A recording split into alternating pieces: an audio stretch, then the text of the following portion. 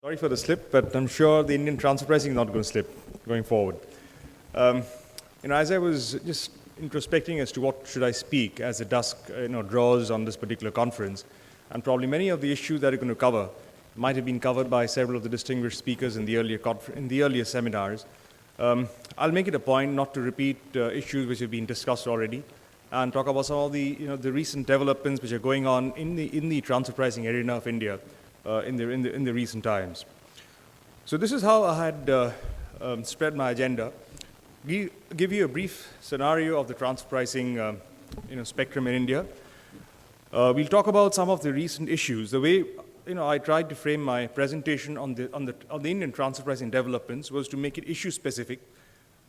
Some of the hot topics which are currently in vogue in India, like marketing intangibles, contract R&D, the procurement functions, bedded ratio, location savings, etc., and outbound guarantee. And once again, I'll skip what has already been discussed in the earlier session on intangibles. So for the marketing intangibles is concerned, I'll try to give it a little more twist as to what's been discussed in the earlier session. And probably on the contract R&D functions, it will be a little bit of a repetition, so I might skip the same. So to start with, this is what the transfer pricing environment in India currently is.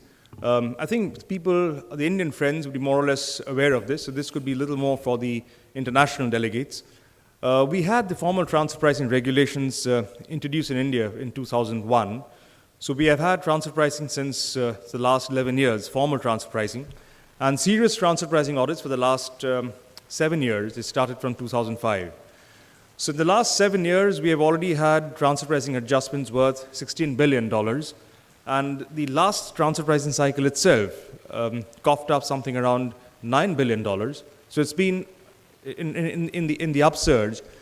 Another very important thing is, and what most of us who are in the practice of transfer pricing feel, that India perhaps contributes to almost 70% of the global litigation in transfer pricing, if not in value, but in terms of volume. So in the last 5 years that we really had transfer pricing litigation at the level of tribunals and above, we already have had 500 cases at the level of the transfer pricing tribunal, at the level of the tax tribunal. So in 5 years, 500 cases means virtually 2 cases per week. Now that looks little odd. Let's say in a country like UK, which have had transfer pricing regulations since many more number of years as compared to India, I think the only tax court case which came up in the last several years, which people can really remember, it was a DSG retail case. So where do we really stand? A country which has faced transfer pricing for several decades has one court case in several years, and India facing transfer pricing serious litigation for the last 5 years has 500 tribunals. So I think all of us need to sit down and take a deep breath and say that the revenue cannot be wrong all the time. Well, yes, unfortunately, I think the Indian taxpayers haven't still been able to shed the concept of litigating in corporate tax. Transfer pricing is a little different. It's just not about winning and losing on any legal interpretation.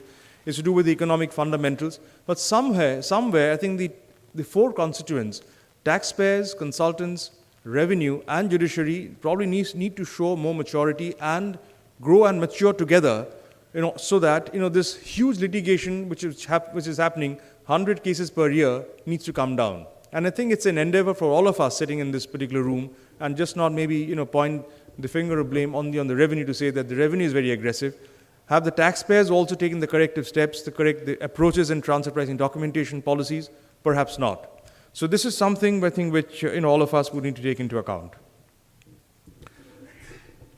So the point which I made was, I think it's for all of us to see, and I'm sure it's a belief that the transfer pricing, the scenario in India will not slip. Even with the level of adjustment which we've had, if we see what the Indian government has been doing, has done for the last 4 months, of a little more than 4 months, there's been an honest attempt to rationalize several of the issues around international tax and transfer pricing. For instance, we had the committees, the Shrom Committee for rationalizing of the GAR provisions, a relook at the Vodafone provisions. We have the committee, the Rangachari Committee, framing the safe harbor rules, and also the and also set up, I would say, principles around the issues of content R&D. The same Rangachari committee is rationalizing taxation for IT and ITES. The introduction of the APAs. I mean, APAs itself probably will take a full day to cover, and I think we already had a session on APAs, so I'm not going to cover anything on this. But that's really an usher in the new era of transfer pricing.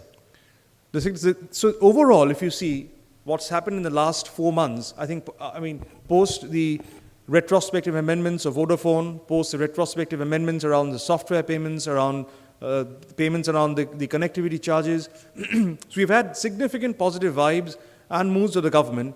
So we standing here at this podium, I think we won't shy off from saying that the time has really come for the taxpayers, whether it's foreign MNCs, the Indian MNCs, the consultants, to repose faith and trust on the government. And this is what we feel from the bottom of the heart, at least I feel. And I think this is the message which should go out, that yes, the government is looking into these things very positively, and there's no need to feel that transfer pricing will become a monstrous, I would say, proportion going forward.